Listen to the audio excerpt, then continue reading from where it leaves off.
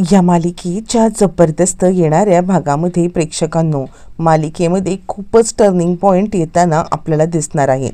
आता महिपतचा तो साथीदार कोण आहे हे शोधून काढत असताना अर्जुनच्या समोर 3 सत्यांचा उलगडा होणार आहे।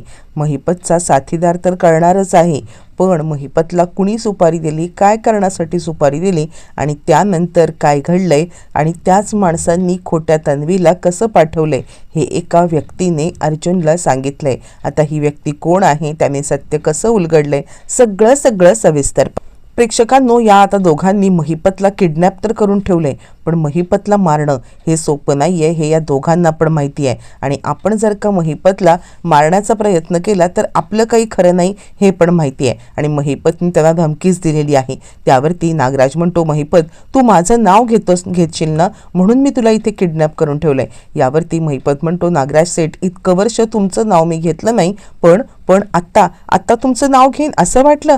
तुम्ही या चिचोंदरीच्या नादाला लागलात आणि या चिचोंदरीच्या नादाला लागून तुम्ही मला अडकवण्याचा प्रयत्न करताय। हे बघा, तुम्ही आत्ता मला जरी सोडलं नाहीत ना तरी माझी माणसं सगळीकडे आहेत, ती माणसं मला सोडवतीलच आणि मग मी सुटल्यानंतर तुमचं काही खरं नाहीये। यावरती मग आता नागराज थोडासा घाबरतो आणि तो म्हणतो, महिपत तू शब्द देतोयस ना मला की काही झालं तरी सुद्धा तू माझ्या आता विरोधामध्ये जाऊन काही सांगणार नाहीस, तू शब्द दे मग मी लगेचच तुला सोडतो। यावरती महिपत आता इकडे सांगतोय, नागराज शेठ तुम्हाला शब्द देतोय म्हणजे इतके वर्ष मी तुम्हाला काहीच केलं नव्हतं, मग आत्ता तुम्ही माझ्या बाबतीत हे असं का करताय? असं म्हटल्यावरती लगेचच आता इकडे नागराज विचार करतो, नाही काही झालं तरी सुद्धा महिपतला मला सोडायलाच पाहिजे, कारण जर महिपतला मी सोडलं नाही तर माझं काही खरं नाही आहे। आणि तो महिपतला सांगतो, ठीक आहे तुला मी सोडतोय, पण ना खरं सांगायचं तर आता सोडल्यावरती तू काय करशील याची मला भीतीच वाटते। यावरती तो म्हणतो, हे बघा जर नाही सोडलं तर मी काय करेन हे बघा। त्यानंतर मग आता नागराज विचार करतो, नाही मी महिपतला सोडून देतो, कारण ह्या प्रियाच्या नादी लागून मी काहीतरी मोठी चूक केले इतकं मात्र त्याच्या लक्षात आलेलं आहे आणि त्यामुळे त्याने आता निर्णय घेतलेला आहे। मग हे सगळं होत असताना तो महिपतला सोडतो आणि स्वतः सुद्धा ही दोघं जण आता गुपचूपपणे आलेली आहेत। निघताना नागराज आता सांगतो, महिपत तू खरं तर माझ्या विरोधात काही करू नकोस, कारण मला असं जे सिक्रेट माहिती आहे ना ते सिक्रेट मी तुला सांगेन, तुझ्या मुलीच्या जीवाचा प्रश्न आहे त्याच्याशी। त्यावरती महिपत म्हणतो, माझ्या मुलीच्या जीवाचा प्रश्न? त्यावरती नागराज सांगतोय, हो तुझ्याच मुलीच्या जीवाचा प्रश्न आहे, म्हणजे तू माझं हे सिक्रेट पाळ, मी तुझ्या मुलीला या सगळ्यामधून तावडीतून सोडवेन। यावरती नागराज म्हणतोय, महिपत सांगतोय कसलं सिक्रेट? यावरती नागराज म्हणतोय, माहीत नाहीये तुम्हाला, पण जो मुलगा तुमच्या मुलीसोबत आता ती लग्नाची स्वप्न बघते, त्याच्यासोबत अमेरिकेला जायचं बघते, तर तो मुलगा तिला धोका देतोय आणि तो मुलगा तुझ्या मोठ्या शत्रूच्या गोटात जाऊन मिळालाय। अर्धवट माहिती महिपतला मिळाल्यानंतर मग आता महिपत सांगतो, नागराज शेठ पूर्ण सांगा। यावरती नागराज म्हणतो, मला पण सगळी माहिती काढू दे, तू चिंता करू नकोस, ती कशी आहे तुझी पोरगी सुद्धा माझ्या पोरगीसारखीच आहे ना, त्यामुळे तू चिंता करू नकोस, मी तुला सगळी इत्थंभूत माहिती देईन। असं या अटीवरती त्यांनी नागराजला नागराजने महिपतला सोडून दिलेला आहे। पण महिपत आता विचार करतो, मला साक्षीला भेटायला पाहिजे आणि साक्षीला जरा सावध सुद्धा करायला। इकडे तोपर्यंत आता अर्जुन, सायली आणि चैतन्य हे रविराजांकडे आलेले आहेत त्यांना इत्थंभूत माहिती सांगण्यासाठी। रविराज म्हणतात, काय झालं, तू तिकडे गेला होतास ना, मग काय गोष्टी कळल्या तुला? यावरती अर्जुन म्हणतो, सिनियर खूप महत्त्वाची गोष्ट तर मला ही कळाली की बाबू जिवंत आहे आणि त्या बाबूने सांगितलेलं आहे की महिपतला कोणीतरी सुपारी दिली होती आणि ही सुपारी घेऊन आता महिपत तुम्हाला सगळ्यांना मारण्यासाठी आला होता। रविराज म्हणतात, बाबू जिवंत आहे आणि बाबूने हे सांगितलं? यावरती तो सांगतो, हो, आणि बाबू मुद्दामच इकडे आता लपून बसलाय, कारण आता बाबूला भीती वाटते की महिपत त्याला आता काहीतरी करेल म्हणून। यावरती तो म्हणतो, बाबू कुठे, तुळजापुरात आहे? यावरती अर्जुन सांगायला लागतो, हो, पण ही गोष्ट महत्त्वाची नाहीये, तर तो आपली मदत करणार आहे त्या व्यक्तीपर्यंत पोहोचण्यासाठी।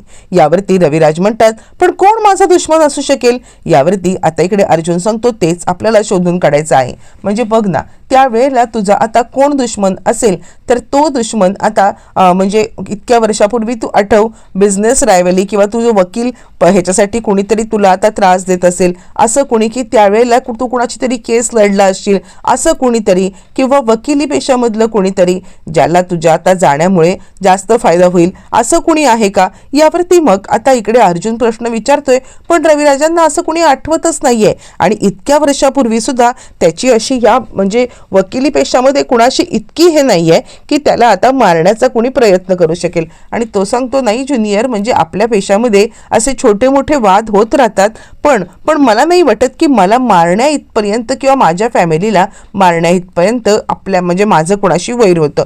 यावरती सायली म्हणते तुम्ही आठवा ना रविराज काका, म्हणजे काय घडलं होतं नक्की त्या घटनेच्या आधी? तुम्ही कोणती अशी केस लढला होतात का? तुम्ही अशी कोणती केस हे केली होतीत का की ज्याच्यामुळे तुम्हाला आता ही लोक इतके त्रास देत होती किंवा त्यांनी तुमची सुपारी दिली असेल? यावरती मग आता इकडे रविराज सांगायला नाही रे, मला खरंच काही असं आठवत नाही आणि इतकी माझी सुपारी बिपारी देण्यासारखी अशी कोणती केस मी कॉन्ट्रोवर्शियल घेतलीच नव्हती, आणि असं असेल तर मला आठवलं असतं की नाही. त्यावरती अर्जुन म्हणतो ठीक आहे, पण या सत्यापर्यंत शोध घ्यायचा असेल तर आपल्याला मुळात महिपतला गाठायला पाहिजे. पण महिपतला गाठून सुद्धा तो आपल्यापर्यंत सत्य सांगेल याची काही गॅरंटी सुद्धा नाहीये. पण त्यासाठी आता इकडे आपण जर का वेगळा ट्रॅप रचला तर? यावरती रविराज म्हणतात ट्रॅप? कसला ट्रॅप? त्यावरती मग आता इकडे सायली सांगायला लागते हे बघा रविराज काका, ज्या वेळेला अपघात झाला होता ना त्यावेळेला खऱ्या अर्थाने तुम्ही बेशुद्ध होतात, बरोबर आहे. छोटी तन्वी गाडीच्या बाहेर फेकली गेली आणि ती तिकडून निघून गेली. प्रतिमा त्यांना शुद्ध आली त्यावेळेला त्यांनी ज्याप्रमाणे महिपतला पाहिलं त्याचप्रमाणे त्या माणसाला पाहिलं असेल तर काय माहिती आपल्याला. मला असं वाटतं आपण प्रतिमात्यांकडे परत एकदा चौकशी केली तर कदाचित त्यांना काही गोष्टी आठवतील. यावरती रविराज सांगायला लागतात ठीक आहे, पण प्रतिमाची अजूनही तब्येत जरा नाजूक आहे, त्यासुद्धा धक्क्यातून ती बाहेर पडलेली नाहीये. त्यावरती मग आता अर्जुन सांगायला लागतो अजून एक आपल्याला म्हणू शकतो आपण, ते म्हणजे आपण ज्या वेळेला जंगलामध्ये गेलो होतो तेव्हा सुद्धा काही कॅमेरे लावले होते बघ. म्हणजे जर का ती व्यक्ती या सगळ्यामध्ये आता त्याला कळलं असेल की महिपत इकडे गेलाय तर ती व्यक्ती 100% घाबरलेली असणार आहे. आणि घाबरून ती व्यक्ती महिपतला म्हणजे आपण बघितलं की बाबूकडे ज्या वेळेला तो गेला होता त्यावेळेला आता म्हणजे बाबूचा फोटो बघितला तेव्हा महिपतने कुणाला तरी कॉल लावला होता. त्यावरती चैतन्य म्हणतो आपण एक काम करू शकतो, महिपतचे कॉल लॉग जर का आपण आता कॅप्चर केले तर, महिपतचे कॉल लॉग आपण कुणाला तरी सांगितले तर कदाचित आपल्याला आता इकडे कळू शकतं की महिपत याने कुणाला कॉल लावला होता. यावरती सायली म्हणते हे तर आहेच, पण आता प्रतिमा त्यांना सुद्धा काही आठवलं तर बघूया, आणि ते कॅमेरे नीटपणे जर का आपण व्यवस्थितरित्या पाहिले तर कदाचित त्याच्यामध्ये ती व्यक्ती कॅप्चर झाले का हे सुद्धा आपल्याला कळेल. यावरती प्रतिमाला बोलवलं जातं आणि प्रतिमाला आता विचारलं सुद्धा जातं. ज्या वेळेला प्रतिमाला विचारलं जातं आणि त्यावेळेला मग आता प्रतिमा सांगते मी खरं सांगू का तर मला महिपत आठवतोय, पण मी तुम्हाला अजून पण एक गोष्ट सांगू इच्छिते की महिपत कुणाशी तरी बोलत होता हे सुद्धा मला आठवतंय, कारण ज्या वेळेला मी बेशुद्ध झाले होते ना त्यावेळेला सुद्धा आता महिपतने मला म्हणजे जेव्हा हे केलं आणि तेव्हा मी तिथेच पडलेली होते, पण त्यानंतर सुद्धा महिपतने कुणाला तरी फोन लावला होता आणि महिपत फोन लावून कुणाशी तरी नक्कीच बोलत होता.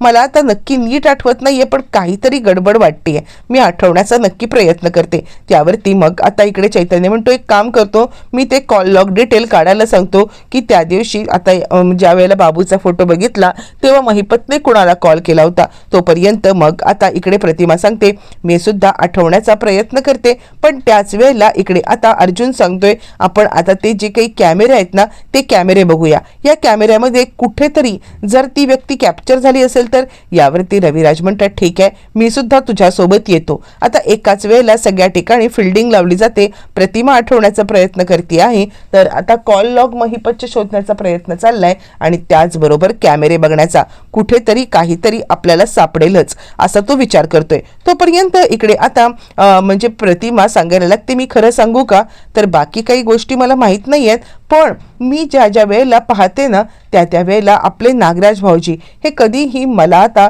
असे नॉर्मल वाटले नाहीत. म्हणजे तुम्ही जर का बघितलत ना तर आता मी तुम्हाला म्हटलं होतं की एका मास्कवाल्या माणसाने मला मारण्याचा प्रयत्न केला होता.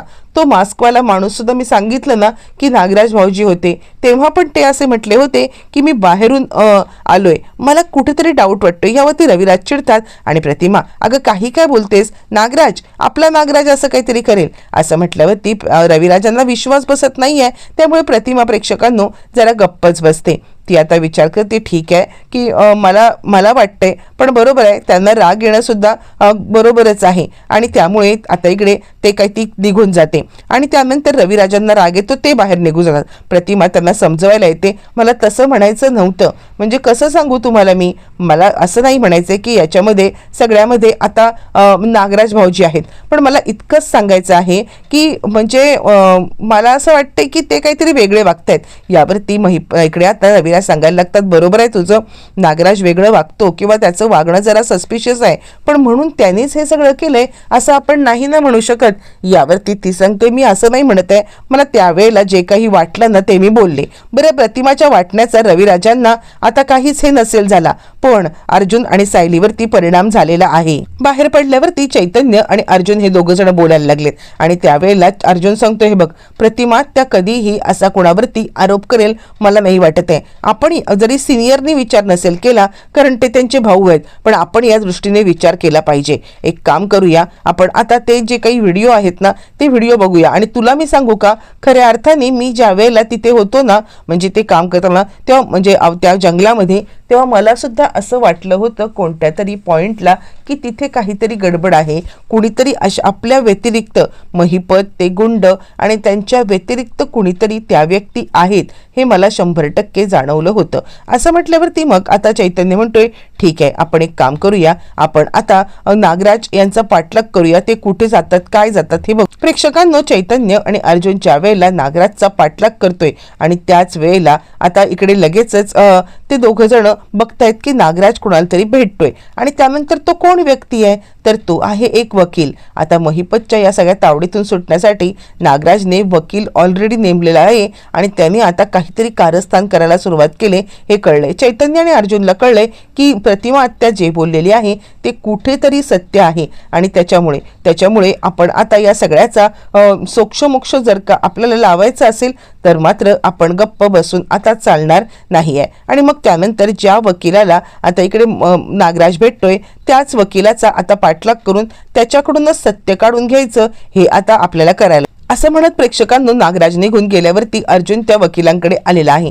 वकिलांकडे आल्यावरती तो सांगतोय, बोल, का नागराज तुझ्याकडे आला होता? यावरती ते म्हणतात, मला का तुम्ही कॉर्नर पकडताय? यावरती आता इकडे लगेचच सांगायला लागतात अर्जुन की तूच आहेस ना तो ज्यांनी आता रविराजांना मारण्याची सुपारी दिली ती इतक्या वर्षापूर्वी, तर तो म्हणतो माझा काय संबंध?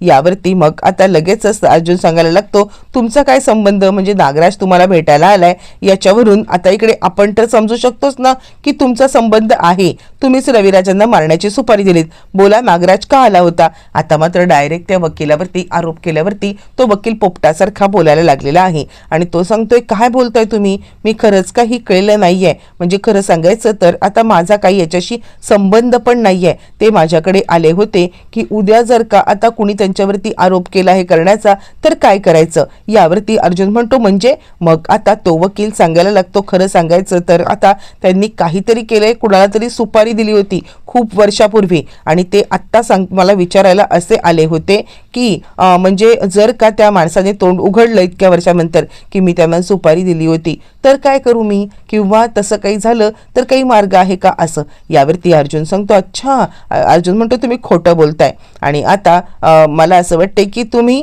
काहीतरी बोलताय खोटं. यावरती तो म्हणतो, नाही, माझा काही रविराजांच्या सोबत संबंध नाहीये. हा रविराजांचा भाऊ प्रॉपर्टीसाठी बहुतेक त्यांची सुपारी द्यायला गेला होता 22 वर्षापूर्वी आणि तेच काहीतरी बिंग फुटले, ज्या माणसाला सुपारी दिली होती म्हणजे काहीतरी झालेलं आहे. यावरती आता अर्जुनच्या लक्षामध्ये सगळ्या गोष्टी आलेल्या आहेत. प्रतिमा आत्या जे काही बोलत होती ते खरं बोलत होती. प्रतिमा आत्याला हा भास नाहीये, तर ही वस्तुस्थिती आहे. प्रेक्षकांनो, कुठेतरी खूप मोठी लीड अर्जुनला मिळालेली आहे आणि ही लीड मिळाल्यावरती अर्जुन रविराजांना सांगितल्यावरती पुढे काय घडणार पाहणं मात्र फारच रंजक ठरणार.